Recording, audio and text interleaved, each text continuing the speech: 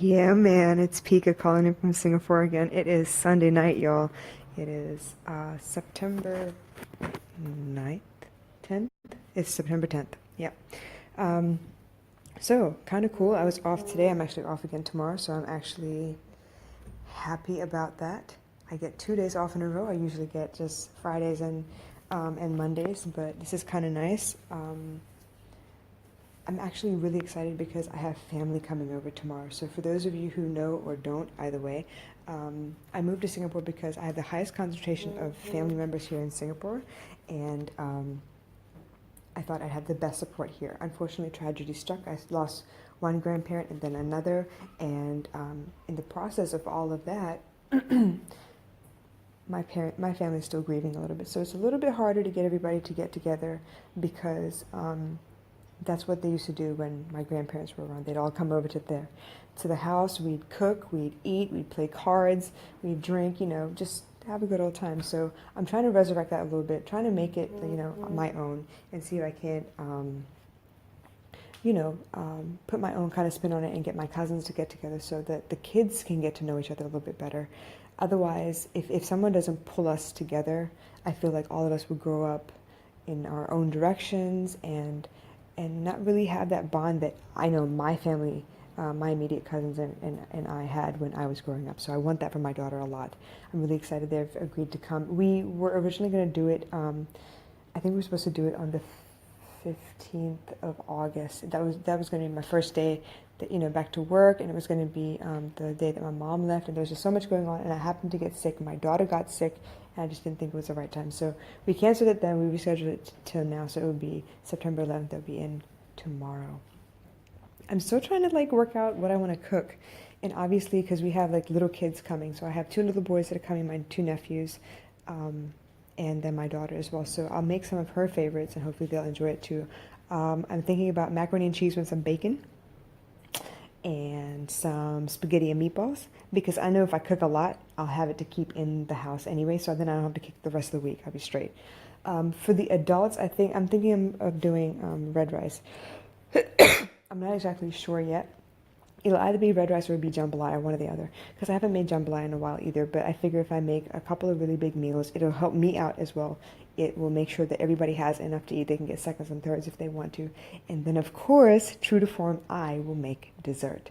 So right now, it's a toss-up between chocolate pie, and no, it's not the Helps version of the chocolate pie, but it's chocolate chess pie, the kind that used to make at U-Crops out in the States. It was my absolute favorite. It's kind of like a fudge pie. It's so freaking good. I can't even explain it to you. The other thing I was going to think about doing was either a cream cheese pound cake or my famous vanilla mousse cheesecake. So I really don't know. It's a toss-up. So I'm thinking maybe one or the other. And if I make two, then everybody can take home some stuff too. So I'm not going to sit here and eat it by myself. So they might as well take it home. So that is the proposed menu for tomorrow. I was originally thinking about doing snack foods as well. I don't know if I'll have time to make Chex Mix or fruit leather or any of that shit. I think I'm reaching at this point. I might as well open a restaurant of that. So I'm gonna scale it back. Just do the 2 dishes for the kids, 1 dish for the adults, and 2 desserts. So we have a choice, and it'll be fun because if I had originally had the original get-together on the 15th, we would have just been out just after Geeta, my cousin's birthday, and now that we're doing it at the moment, it's just after her youngest son Kieran's birthday. So either way, I want to kind of celebrate both of them and really enjoy how they're over here at the moment. The other thing is I'm thinking about putting on Cars 3 for them to enjoy. I think the boys are really like that. I found a punching bag today because Gayatri's been bugging me about it. So I got a punching bag. I'll probably inflate that as well. I have a trampoline in the house. I have a little, I have a little bouncy ball and a bunch of little boy toys. So I think the boys will be happy, and it'll just be nice. It would be nice to have a house full of kids for once. It's been my dream to have a big family, lots of kids just running around. So this would be as close as I get. I get to play with my little nephews for the first time in a really, really long time. Okay, so that is the day, and I want to talk to you about the byproduct. So lately, I've been kind of emo. Lately, there have been a lot of ups and downs. Lately, I've had to change what I'm doing, change up my decision-making styles, really reevaluate what I've been doing. And I want to tell you that I really feel that you are a byproduct not of your circumstances, but of your decisions. Because everybody can face the same circumstances, but not everybody will make the same decisions. So I really believe that you are the byproduct of your decisions. Now, I know I could do so much better than I am right now with my business, but that isn't to say that I could be doing a whole lot worse as well. This time last year, I was talking about a business, I wasn't doing shit, okay? And I'm not particularly proud of that, but I am glad that I have that as a starting point. I had a business license this time last year. I wasn't doing anything with it. I had that business license for over a year and a half before I did anything with it. So that's what I'm saying. You are a product of your decisions. Once I decided to put the wheels in motion, once I understood what it is that I wanted to do, how it was I wanted to go about doing it, and started actually doing it, everything changed. And a lot of times I know everybody will talk about, yeah, I'm an entrepreneur because it's like the sexy thing to do right now. But being an entrepreneur, there's nothing sexy about it. The grind is not cool. It is not sexy. There's nothing elegant. There's nothing gorgeous. There's nothing remotely attractive about it. Let me tell you, the hustle is going to a 9-to-5 every day, all right? You run from the 9-to-5 to run and get your kid from daycare, only to rush back home as fast as possible so that you have time. You're racing against the clock always, so you have time to give your kid a shower, fix up dinner for them, maybe sit down for like an hour at most to maybe watch TV and relax and wind down from the day, only to put that child to bed. And then if you're really committed to your dream, you start putting in your work. So for me, the hustle for me starts from 9:30, 10 o'clock, and it runs until 3, 4 in the morning most days, okay? And even though some days I'm not actually physically doing work, I am always thinking about my business. I'm always talking about my business. I have my very best friend that I talk to most nights, and we powwow about the way the world is, the things that the world needs, the things that we feel like we need to bring attention to. I know today we were talking about Logic and the kinds of music that he puts out, and I really love the fact that he has chosen concepts out there that really should be spoken about. We need to get, the conversation going about the inequality in the world, the injustice in the world, the things that we could be doing to help, because if you really think about it, the people that are in power, if you put them together in a room versus the people who are not in power, guess who outweighs whom? Come on. If we were to rally together, the amount of damage we could do, they have no idea. We could overthrow the establishment. They just don't realize it. Or maybe they do, because they really do fight really hard to make sure that we're all divided. We hate each other. We don't get along. We don't want to see eye to eye. Why? Because they drive us through fear. Okay? And it has always been a divide and conquer situation from the beginning, like all the way in the Spartans and the Romans and all that shit. It's always been divide and conquer, and you know it. But what happens? We get petty, we get short-sighted, we forget what's going on.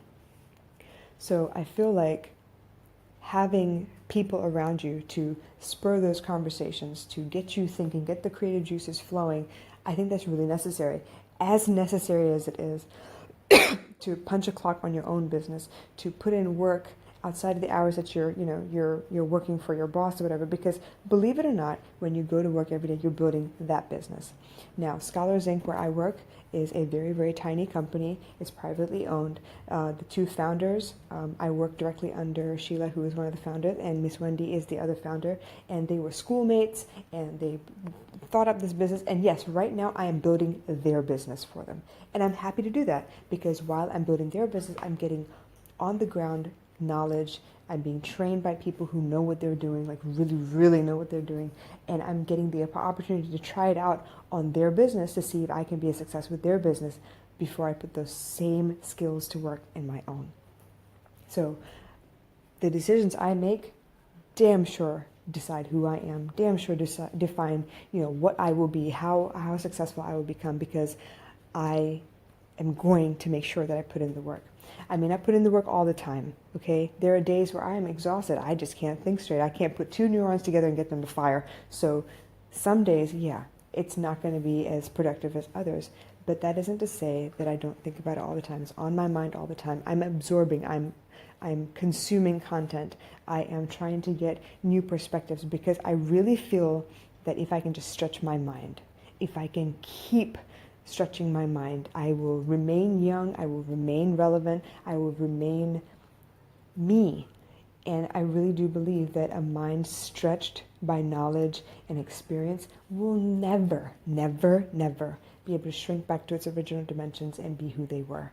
Once you stretch yourself, you guys, you've changed. You will not be able to go back to being the person you were yesterday. There's just no way. I think there's a quote out there, something like, a man can never step in the same river twice, and that is absolutely true. Water is currently it's constantly moving, it's constantly evolving. It takes the shape of whatever container it's in. When it flows, it does not flow in one direct path. It kind of meanders along and follows whatever path it chooses. And the fact that this is talking about water is very relevant, right? Water is fluid, so you can't step in the same river twice. The river changes constantly. But the other side of that is you can't step in the same river twice because you also change from moment to moment. So based on whatever catalysts, whatever instigations people want to give you, whatever is coming up, from wherever, you are not the same person from moment to moment. I'm not the same person I was this time yesterday. I'm not the same person I was half an hour ago. I had a brilliant conversation with a young lady out in London. Jane, if you're out there, thank you so much for spending time with me. Now, as you all know, I am a coach. I am a mindset and motivation coach. And for me, I deal directly with emotion. I deal directly with how emotions spur you to do certain things, how emotions guide you with what vibes with you and what does not. You need to pay attention to your emotions. You need to really think about what your emotions are trying to tell you. It's like that gut-wrenching feeling in your stomach when you come across someone who's not on the level and you feel it in your gut. So those are the things I deal with. Those are the things I love because I really, really do understand them. And they've guided me to a point, all through my life. I've always looked to that for, as my guidance system. So to be able to do a mock coaching call for my new class. I had 2 clients today, mock clients today, that I was able to help them see what my discovery process is like. I think it was really eye-opening to them. I hope, I don't know. Jane told me as much, and I'm thinking Rahel actually felt the same way as well.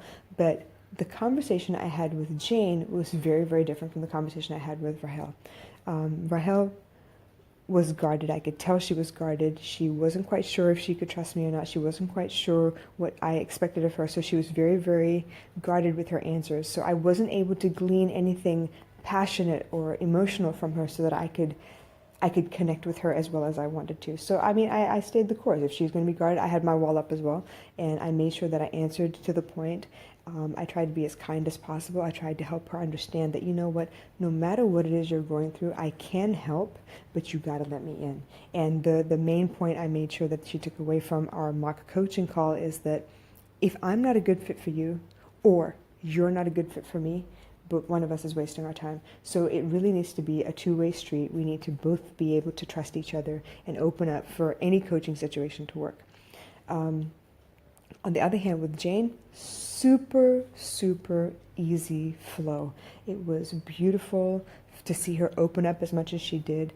I have a soft spot for people who get teary-eyed when they tell their story, mostly because I know it still hurts, but they're being brave enough to share it. And that is something you don't see in the world anymore. People are so guarded, or they're so fake. It's like they really, really want you to think a certain way about them, so they try really hard to paint this particular picture. But on a day-to-day basis, they can't back it up. So it's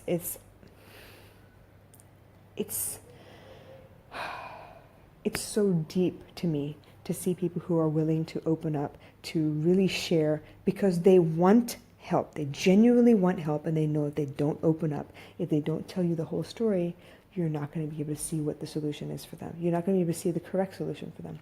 So I thank Jane very, very much for opening up the way she did, because it gave me license to open up in return. I know for a fact, I've lived this theory forever. If you have someone who opens up to you, the right thing to do is to open right back up to them, so that they know that they were not in vain, that they didn't leave themselves vulnerable for nothing. It's a know, like, trust factor, basically. So it was very cool to be able to open up to her, to have her understand that, look, I know where you're coming from, being a single mom, having to juggle bills, to juggle, different personality types inside the household, to make sure that everyone is taken care of. And at the end of the day, there really isn't much left for you, but you plod on anyway, you trudge on anyway. Yeah. So I really, really appreciate the candid nature of our conversation, and the fact that I had a chance to practice, because guess what? My time is coming. I am being called to coach already, and I'm really excited about it and really nervous at the same time, because I know I'm not going to be a good fit for everybody, and I know there are going to be some people who come in and they just want to complain, and that's the only reason they want a coach. It's because they want the attention. So I know I need to be careful with my energy. I know I need to, set the intention early and clear in our coaching discovery calls. But the fact that I had a chance to practice with two of my colleagues, that was freaking amazing. I really, really enjoyed it. So back to the topic at hand, being a byproduct of your decisions. By talking to these young women and trying to figure out where they've been and where they want to go, what their vision is for the future, it really tells me how passionate they are. The more you suffer, obviously, the more passionate you are about overcoming what it is that you've been through before, making sure that none of that shit ever happens again, because you've had it, you've been there, and you just don't want to go through that again. So it really shows me the dedication it takes to being your authentic self after you've been through war, basically. Yeah. So to understand that you're a byproduct of your decisions and not your circumstances, that really makes a difference. I think it really resounds more, and it drives home the point that, what happens doesn't make who you are. How you deal with it makes who you are. So like I mentioned, I am an emotional person. The emotions drive my decisions. They drive who I am. I've used them as a guidance system for very, very many years. And I think that I've learned to manage them fairly well, so that I get the most out of my emotions and then act accordingly. Now, that isn't to say that in the last couple of days where I've had some emo conversations with y'all, that I wasn't overcome by my emotion. But even then, if you noticed, I didn't name any names. I didn't say any specifics. I made sure y'all understood, like, on the whole, like from a macro standpoint, this is what's going on. What do you think should be done?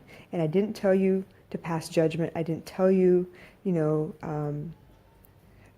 any specifics at all, but just the gist of the situation, because I felt like you need to know that sometimes I fall from grace. Sometimes my decision-making skills aren't the best, but even so, I try to remain as objective as possible, and I'm not here to point fingers. I'm not here to say, oh my God, he hurt me, or oh my God, she's such a bitch. That's not who I am. I've never been that way. I don't deal with gossip. I don't like it. I would rather just listen, nod, and keep going if you're going to indulge in gossip or whatever. But yeah, so my emotions guide me with my decisions, and I know that my decisions will forever herald who I am before I even get there. I want a good reputation. I want people to know me as a level-headed person, someone that they can come to if they need help, someone who knows how to create a safe space for anybody who's hurting, for anyone who's lost, for anyone who's confused, because I know what it is to be those things. I know what it's like to not have anyone. And I want to make sure that in a world where I exist, there shouldn't be any space around me that isn't safe. There shouldn't be anywhere that someone could happen to run into me where they would, I don't know, catch a bad vibe from me. I mean, okay, yeah, there's going to be some times, obviously, but it wouldn't be intentional. It would be if I felt threatened in any way, that would be when you caught a bad vibe from me. But even then, it's not intended to hurt anyone. It's not intended to ruffle feathers or to scare anybody off. It's mostly to defend myself. So, byproducts. It's not the circumstance. Things happen. They're not good or bad. They just happen. The value you assign to it based on how you feel, that's what makes it good or bad. I mean, sunshine to one person could be, lethal if they're allergic to the sun, if they're allergic to vitamin D. To some people who don't enjoy rain because they don't like being wet.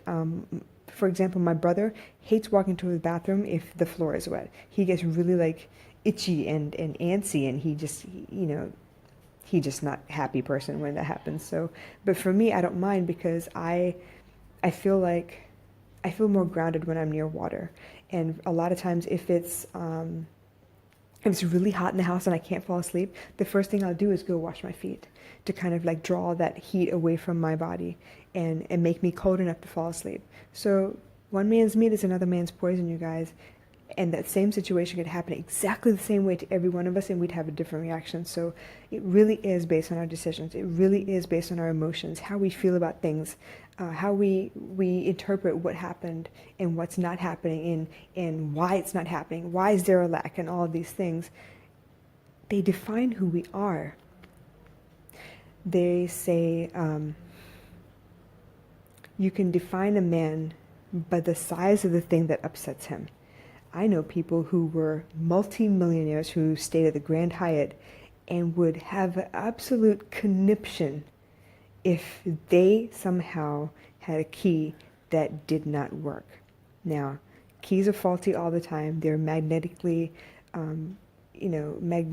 programmed. So if anything happens and they somehow deactivate or whatever, for someone to come down to the lobby in the middle of the night screaming at the top of their lungs because the key doesn't work, rather than quietly come down, quickly get it rekeyed, go back up to your room, save time, that speaks volumes about who you are. It really does. So I caution you guys, really think about what your reactions are like. Really think about, why you react the way you do. Is it really worth it to make that much of a fuss over nothing? But at the end of the day, you are a byproduct of your decisions, your thoughts. Anyway, that's my rant for the day. I am excited to cook tomorrow. I have a lot of work to do, actually. I have a project I need to get started on. I have logos I need to kind of brainstorm and kind of nail down a little bit. I have a deadline coming up on the 15th, so I really, really, really, really, really need to get my work done. So I'm going to call it a night, you guys, and I will catch y'all tomorrow.